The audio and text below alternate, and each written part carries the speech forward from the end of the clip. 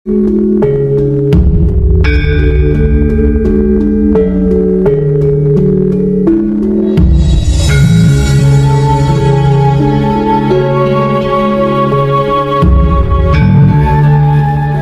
kita semua,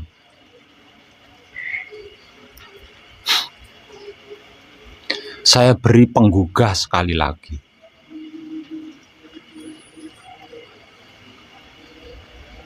Bahwa apa yang sedang kita kaji bersama di sini, apa yang sedang kita praktekkan bersama di sini, ini teramat sangat amat rumit loh ya. Teramat sangat amat rumit sekali, sulit sekali.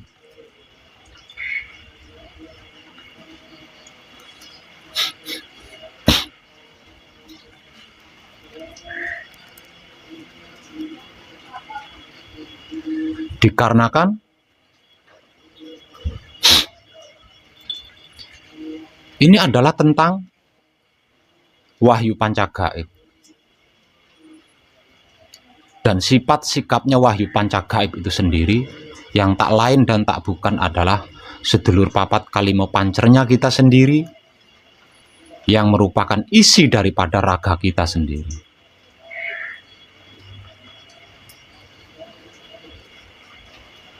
Yang terkait sangat erat dengan semuanya, segalanya, bahkan seluruhnya tentang alam semesta seisinya. Dan ini tidak gampang gitu loh. Ini tidak gampang. Sebab semuanya, segalanya, seluruhnya itu harus berhasil. Harus berhasil tersadari. Jika tidak, maka akan menjadi pekerjaan yang tertunda, yang pada saatnya nanti akan kita ulang lagi.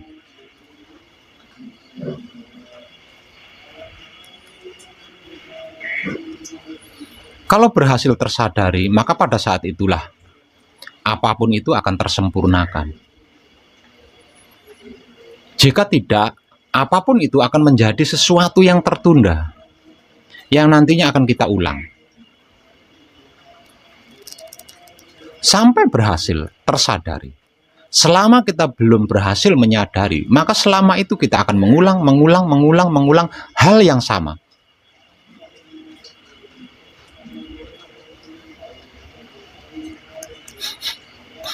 Dan berulang-ulang pula saya mengatakan ini sangat sulit, ini sangat rumit.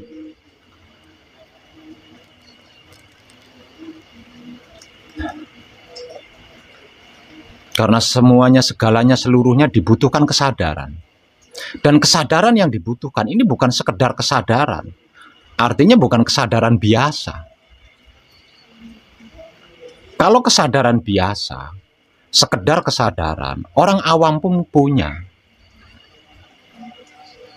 Orang awam pun bisa. Namun kesadaran yang kita butuhkan, kesadaran yang kita perlukan, kesadaran yang kita gunakan, itu bukan sekedar kesadaran, tidak sebatas kesadaran, melainkan kesadaran hidup.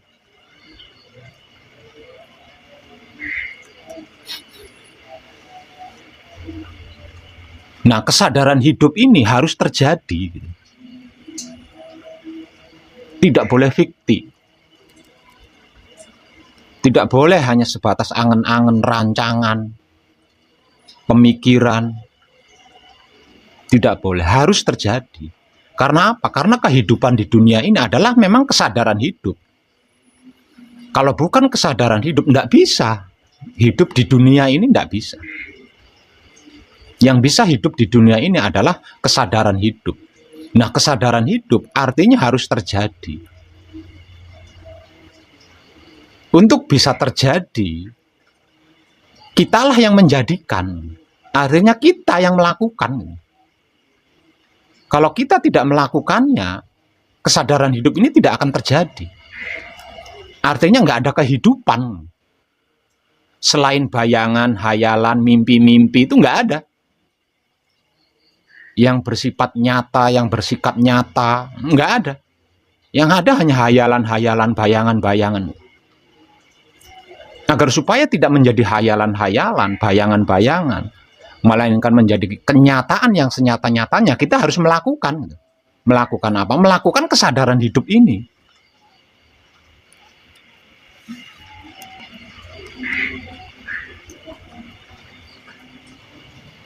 Mempraktekkan wahyu panca gaib, menggunakan sifat dan sikapnya wahyu panca gaib itu sendiri, yaitu wahyu pancalaku. Ini hanya dapat dilakukan oleh orang-orang yang sadar diri.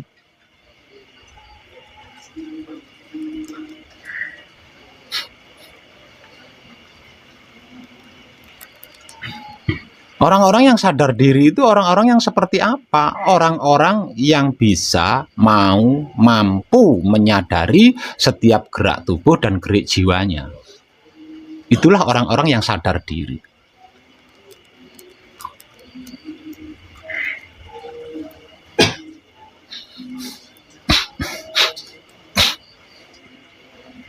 Nah, untuk bisa sadar diri, siapapun dia dituntut untuk tidak lupa diri. Untuk bisa sadar diri, siapapun dia dituntut untuk tidak lupa diri. Tidak lupa diri yang dimaksud itu yang seperti apa? Tidak pernah lupa. Tidak pernah lupa jati diri pribadi sejatinya. Tidak pernah lupa maksudnya asal-usul dan bahan raganya dari mana dan dari apa. Tidak lupa dengan asal-usul dan bahannya, bahan jiwanya dari apa dan dari mana. Tidak pernah lupa dengan bahan dan asal-usul hidupnya dari apa dan dari mana. Selalu ingat. Selalu ingat. Selalu ingat dan selalu ingat dari mana asal dan bahan raganya dicipta. Selalu ingat dari mana dan dari apa bahan jiwanya berasal dan dicipta. Selalu ingat dari mana bahan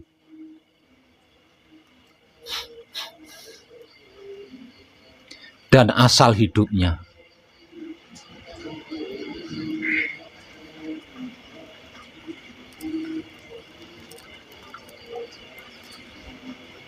Kenapa?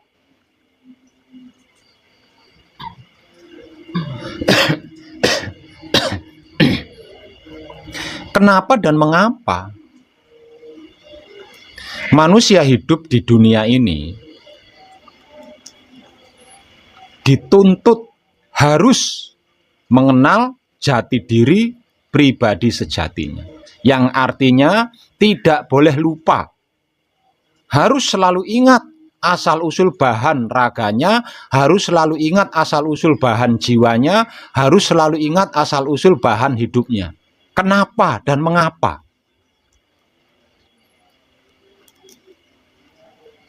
Karena itulah manusia hidup. Jadi manusia hidup itu mengerti, memahami, mengetahui, lalu tidak pernah lupa dengan ilmu pengertian yang sudah dipahaminya, dengan ilmu pemahaman yang sudah diketahuinya tentang jati diri pribadi sejatinya. Kalau tidak, masih belum manusia hidup. Karena apa? Karena lupa diri. Tidak pernah ingat dirinya. Dikarenakan tidak ingat dirinya, maka akan menjadi lupa diri. Karena lupa pada dirinya, sehingga tidak tahu diri. Karena tidak tahu diri, maka tidak mengenal dirinya. Karena tidak mengenal dirinya, sudah pasti tidak akan pernah bisa. Membawa dirinya itu tidak akan pernah bisa. Menempatkan dirinya tidak akan pernah bisa. Menyesuaikan dirinya nggak pernah bisa. Apalagi sampai menjaga dirinya.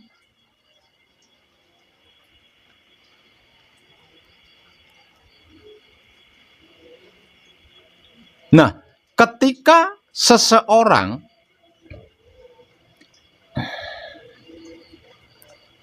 tidak bisa membawa dirinya, tidak bisa menempatkan dirinya, tidak bisa menyesuaikan dirinya, tidak bisa menjaga dirinya, maka pada saat itulah dia akan menghadapi kesulitan, kerumitan,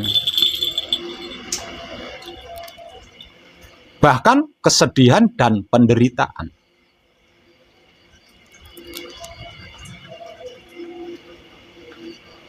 Yang lebih konyol lagi, akan mengalami kecelakaan.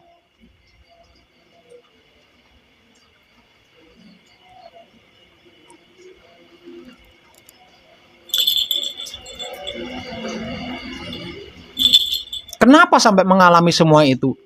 Karena kehidupannya bisa dikatakan 99%, bahkan bisa 100%, itu hanya sibuk.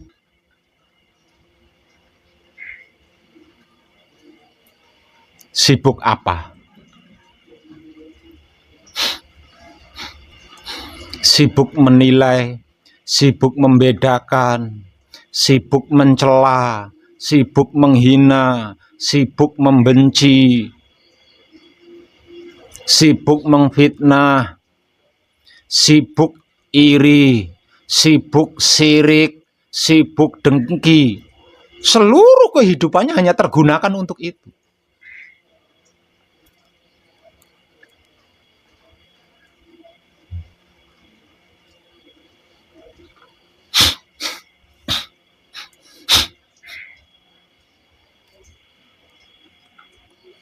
Tidak ada baiknya, tidak ada tepatnya. Kalau sampai mendengar kebaikan, panas tubuhnya. Kalau sampai melihat kebaikan terjadi di depan matanya, panas tubuhnya. Jengkel.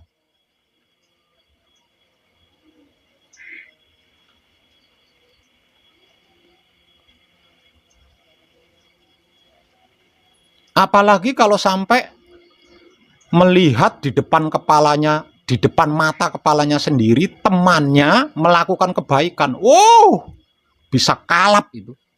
Bisa 1 bulan tidak bisa tidur.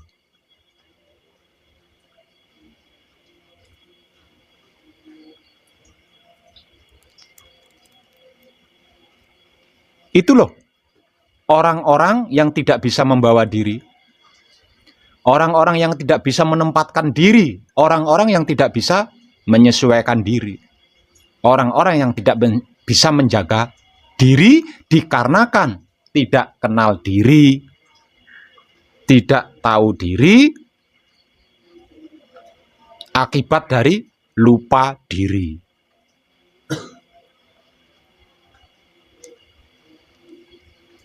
Nah, kalau sudah seperti itu, rasa dan perasaan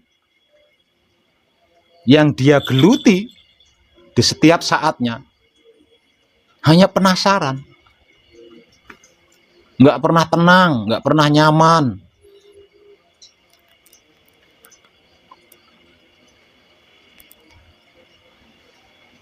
Dan orang-orang seperti ini, betapapun cerdasnya, tidak akan pernah bisa melakukan wahyu panca gaib, menggunakan sifat dan sikapnya wahyu panca gaib itu sendiri, yaitu wahyu pancalaku. Dikarenakan wahyu panca gaib hanya dapat dilakukan dengan cara teknik kebaikan atau kebajikan. Nah, kalau kita lupa diri, tidak tahu diri, tidak kenal diri, tidak akan pernah bisa, tidak akan pernah bisa mampu melakukan kebaikan, itu tidak akan pernah bisa mampu. Jangankan sampai melakukan kebaikan, telinganya mendengar kebaikan aja panas, syirik. Matanya melihat kebaikan terjadi aja, wow, jengkel. Nah, kalau sudah seperti itu, bagaimana mungkin bisa mempraktekkan wahyu pancagaib? Apalagi menggunakan sifat dan sikapnya wahyu pancagaib itu sendiri.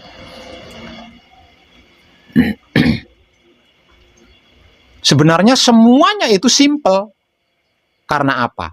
Karena belum mengerti, belum memahami, belum mengetahui jati diri pribadinya. Asal-usul bahan raganya dari mana, dari apa, asal-usul bahan jiwanya dari mana, dari apa, asal-usul dan bahan hidupnya dari mana, dari apa. Itu belum mengerti, belum memahami, belum mengetahui.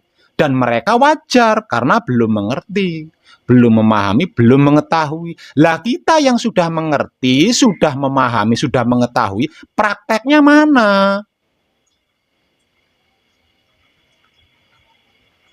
Kesadaran hidup itu harus terjadi, dan yang menjadikan kesadaran hidup itu adalah manusia hidup di kehidupan dunia ini. Betapapun saya memberikan wawasan kepada panjenengan,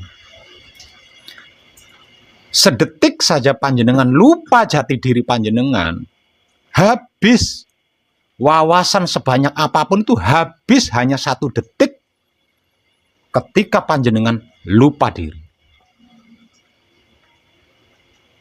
Dan sedetik ketika panjenengan lupa diri ini tadi, tidak tahu diri ini tadi, maka pada saat itulah ego akan bertahta di Baitul Makmurmu.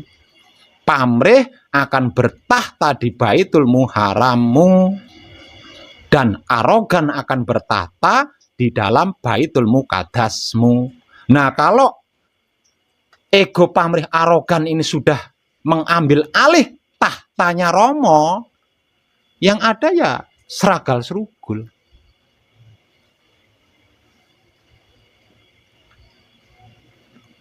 Jangankan wawasan dari saya, lawang seluruh tubuh panjenengan sendiri yang di setiap saatnya bersentuhan antara bagian tubuh lain dengan bagian tubuh lainnya aja panjenengan tidak kenal, panjenengan lupa.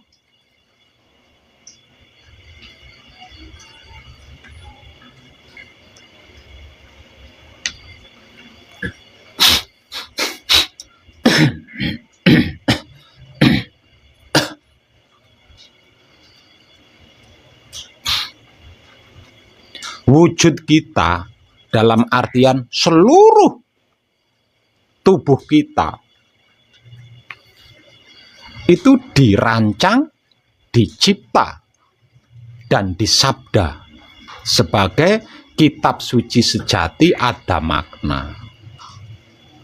Kata-kata kita juga dicipta, dirancang, disabda menjadi wulangreh sejati.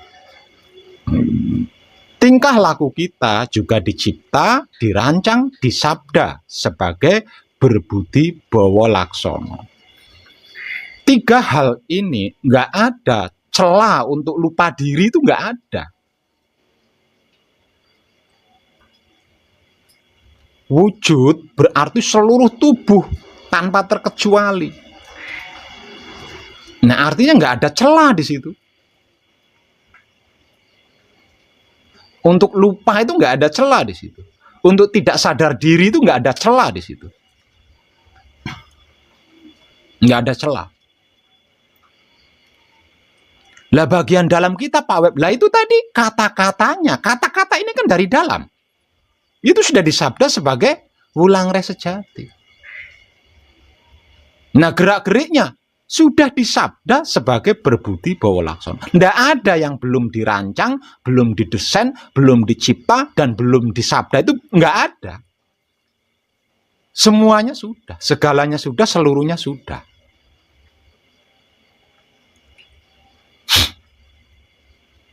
Rumit, sulit sekali. Ditambah lagi kesadaran hidup yang harus kita jadikan ini kontinu dan universal. Oh, tambah sulit lagi. Tambah rumit lagi. Hanya jiwa-jiwa yang tenang yang mampu melakukannya. Jiwa yang tenang itu jiwa yang seperti apa? Jiwa yang tenang itu jiwa yang tidak lupa diri.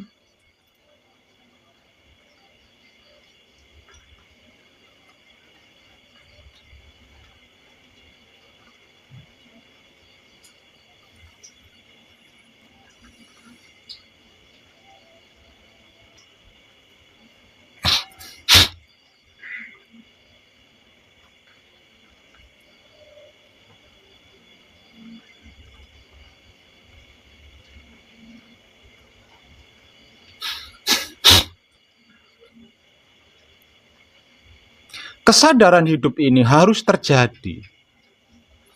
Harus terjadi, tidak bisa tidak.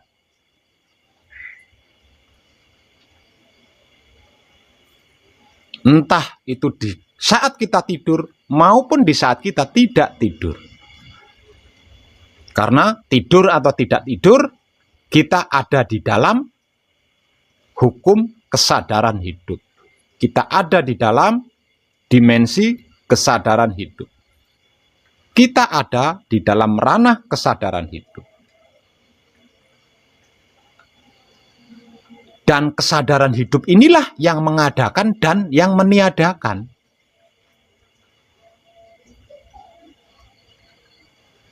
Ketika menurut kita ada sesuatu, kesadaran hidup itu loh yang mengadakan.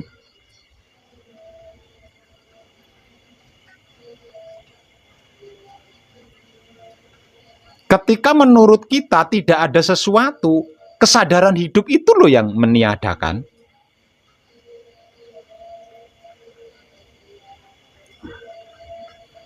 Bagaimana kita bisa mengerti, bisa memahami, dan bisa mengetahui? Nah, kalau kita lupa jati diri, kalau kita tidak tahu diri,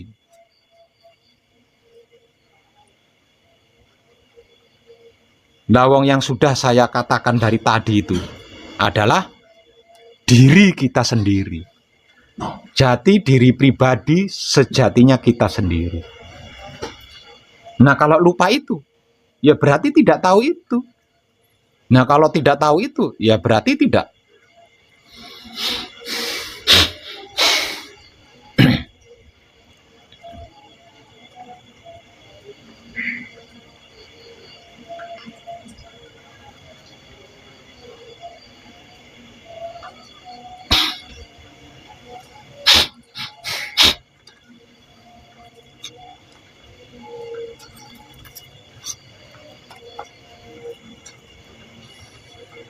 Menjadi putra kekudangane Rama tidak gampang. Menjadi putra kekudangane Rama tidak gampang.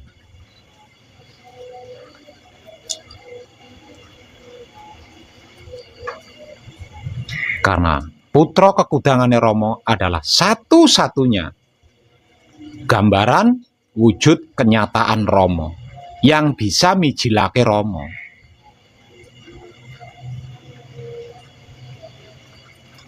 Jadi tidak gampang. Namun sesulit apapun, serumit apapun, seberat apapun akan menjadi mudah dan ringan ketika kita tidak pernah lupa diri. Tidak pernah lupa diri.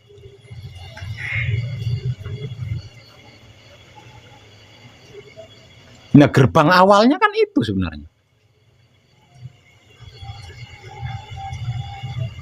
Ketika dalam sikon lupa diri, ratusan video saya di Putra Romo Channel itu nggak ada satupun yang mampu panjenengan praktekkan.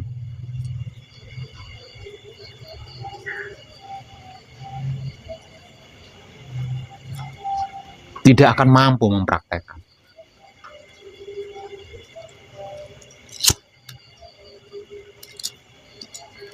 Pasti berat, pasti sulit.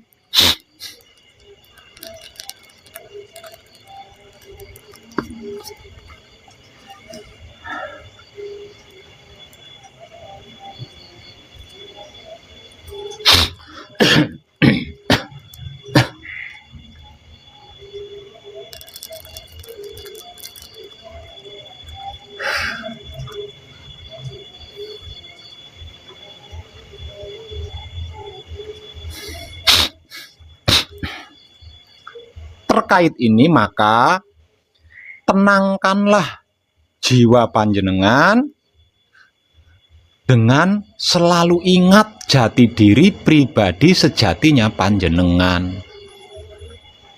Karena hanya dengan selalu mengingat jati diri pribadi sejatinya panjenengan, apapun gerak-gerik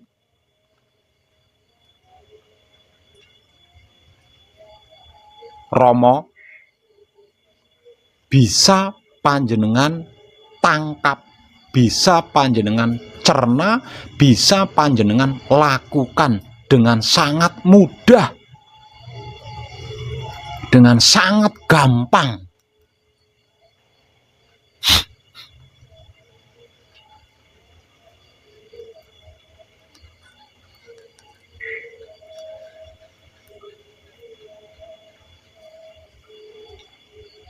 Sedetik saja panjenengan lupa diri, maka pada detik itulah ego, pamrih, arogan akan mengambil alih 3 singgasana Romo.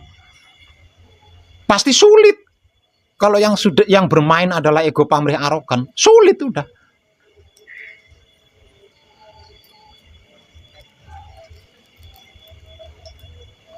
Sebab karena itu kesadaran hidup yang sedang kita kaji bersama, yang sedang kita praktekkan bersama ini harus kontinu, jangan putus-putus, harus kontinu.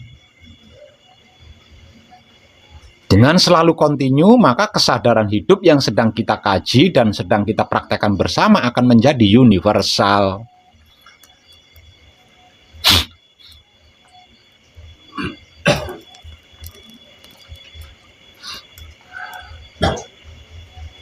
Nah, untuk bisa kontinu dalam bahasa awamnya disebut berhati-hatilah.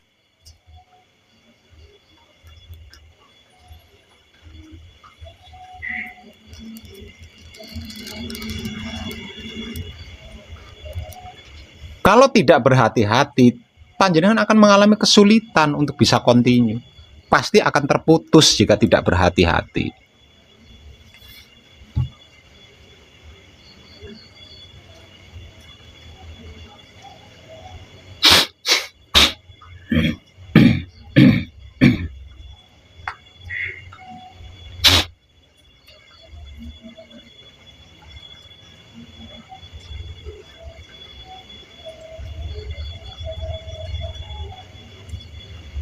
Pintu gerbangnya adalah selalu ingat jati diri pribadi sejatinya kita. Itu pun pintu gerbangnya.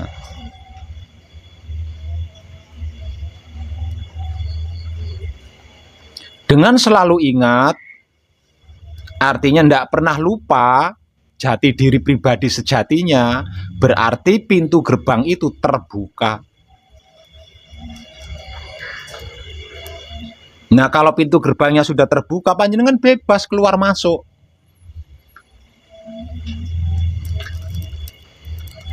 Nah, karena memiliki kebebasan untuk keluar masuk, panjenengan tidak mengalami kesulitan dalam bentuk apapun. Di dalam laku suci menuju abadi, di dalam laku murni menuju suci.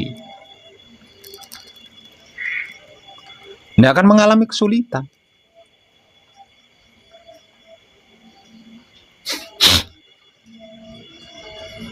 Kuncinya wahyu pancagaib, gemboknya wahyu pancalaku. Pintu gerbangnya selalu ingat jati diri pribadi sejatinya kita itu apa, dari mana, dan siapa.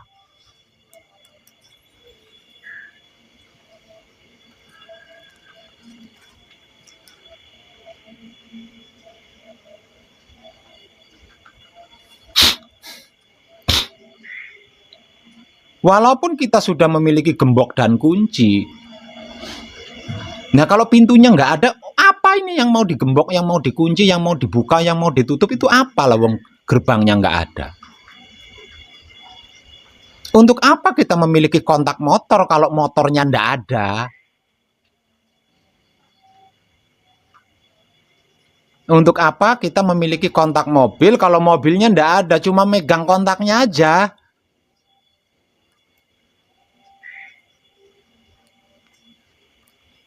Kunci rumahnya nggak ada, cuma kuncinya doang.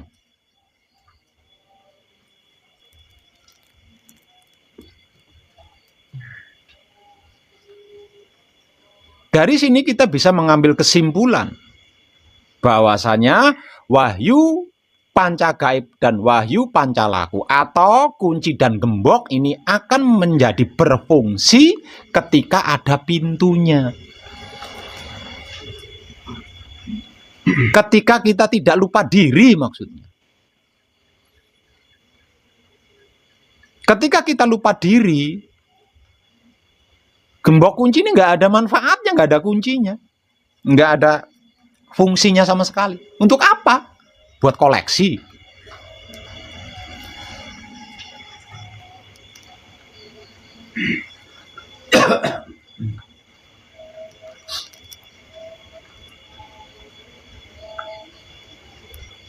Kalau diibaratkan kendaraan, remnya, giginya atau porsnelengnya, koplingnya, ratingnya, lampunya, klaksonnya itu tidak lupa diri.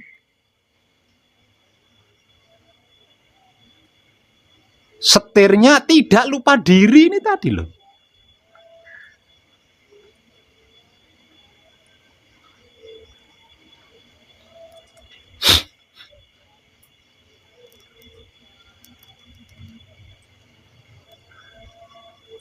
Lah agar supaya tidak lupa diri diperlukan, dibutuhkan kehati-hatian yang bersungguh-sungguh. Jadi sama sekali kita tidak bisa seragal serugul, itu sama sekali tidak bisa. Sembarangan itu sama sekali tidak bisa. Uang dengan kehati-hatian aja. Sering mengalami putus, sering terlepas, apalagi seragal serugul, apalagi sembrono.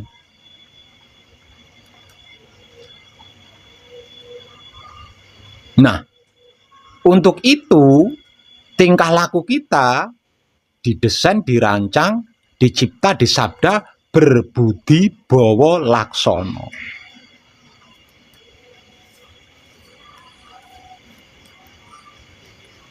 Lemah lembut, hati-hati, seksama, jeli, teliti.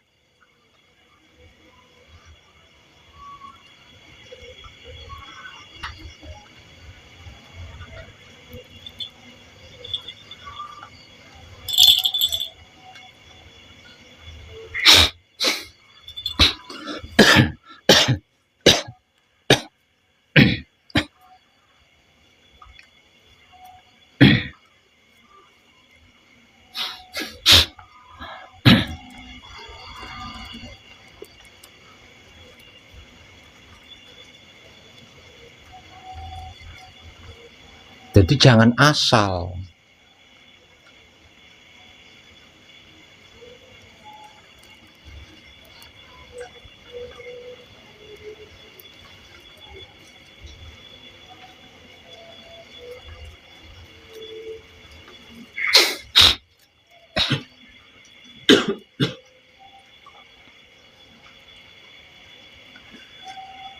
Hanya dengan ingat diri, kita bisa menebar kesadaran rasa cinta kasih sayang Romo kepada siapapun, apapun, dimanapun, hingga sampai kapanpun.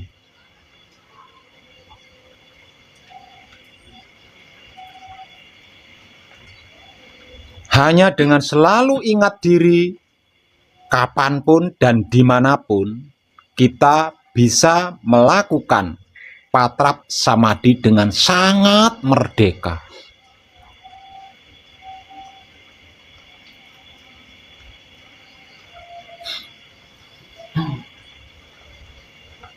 Dengan selalu ingat diri, kita akan mengalami kemudahan-kemudahan.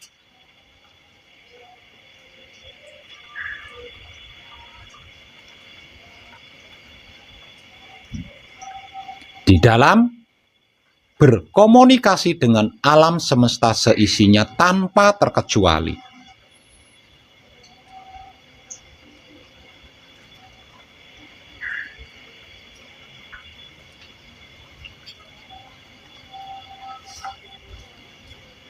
Hanya dengan ingat diri.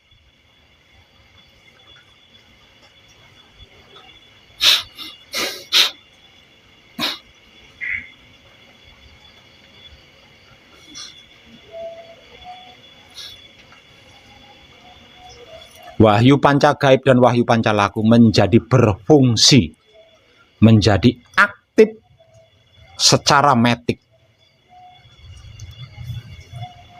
Nah, kalau sudah seperti itu, kita hanya tinggal memperhatikan saja.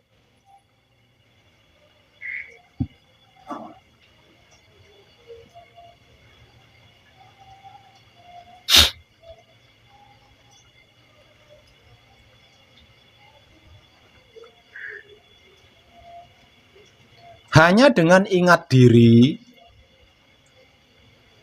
jiwa kita atau sukma kita yang tak lain dan tak bukan adalah sedulur papat kita yang sudah manunggal, itu akan patuh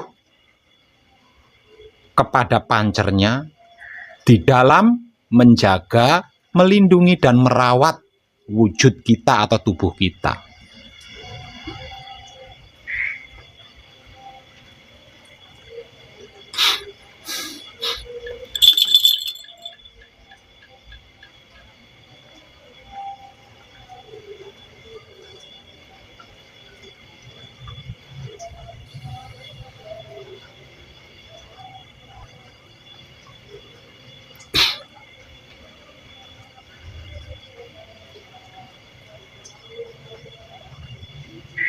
Ingat diri berarti ingat wahyu panca gaib. Ingat diri berarti ingat wahyu panca laku. Ingat diri berarti ingat Romo. Ingat diri berarti ingat kekudangane Romo. Ingat diri berarti ingat putra kekudangane Romo. Ingat diri berarti ingat semuanya. Ingat segalanya, ingat seluruhnya. Di dalam maupun di luar alam semesta seisinya.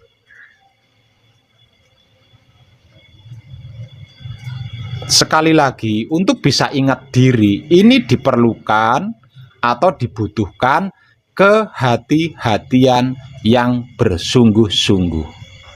Karena mengingat diri berarti mengingat alam semesta seisinya tanpa terkecuali.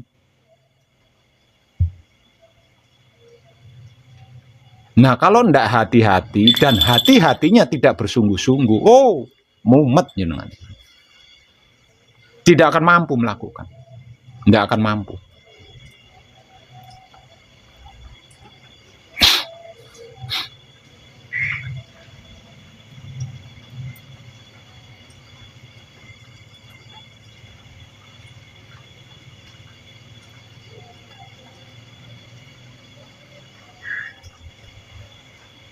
Bagaimana caranya mengingat jika ada di pertanyaan atau harus dipertanyakan? Bagaimana caranya mengingat?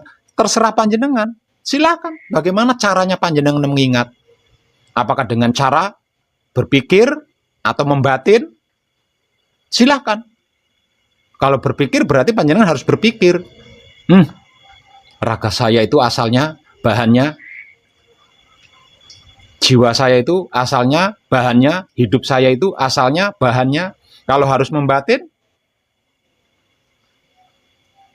panjenengan harus membatin. Asal-usul dan bahan raga panjenengan dari apa dan dari mana, jiwa panjenengan dari apa dan dari mana, hidup panjenengan dari apa dan dari mana. Monggo terus panjenengan, caranya mengingat bagaimana?